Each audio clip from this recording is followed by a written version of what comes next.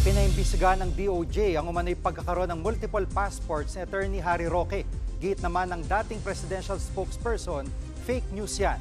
At live mula sa DOJ sa Maynila, nangunguna sa balita si Camille Samonte. Camille, paano raw nangyari na may multiple passports itong si Attorney Harry Roque? Ayon kay Justice Secretary Jesus Crispin Remulla, parehong nakapangalan kay Attorney Harry Roque yung 2 hanggang 3 Philippine passport, pero posible raw na may iniba sa detalye roon gaya nga ng middle initial o first name.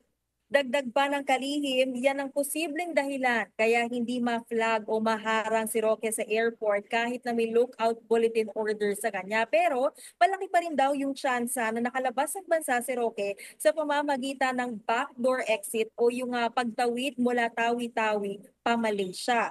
Aalamin din daw ng DOJ kung merong foreign passport na ginagamit si Roque. Sa ngayon, gumugulong na ang investigasyon ng DOJ at Department of Foreign Affairs at pinoproseso na rin ang pagkansela ng pasaporte ng dating presidential spokesperson sa Angeles City Regional Trial Court. Wanted sa kasong qualified human trafficking si Roque dahil nga sa pagkakasangkot niya sa Lucky South 99 Pogo sa Porac, Pampanga at nananatili pa rin siya sa the Netherlands para nga sa kanyang asylum application.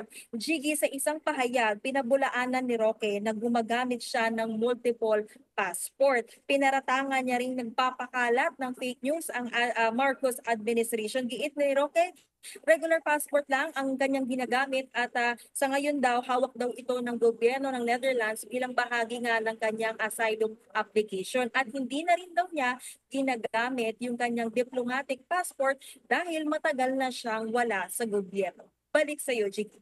Yan po ang ulat ni Camille Samonte live mula sa DOJ sa Maynila.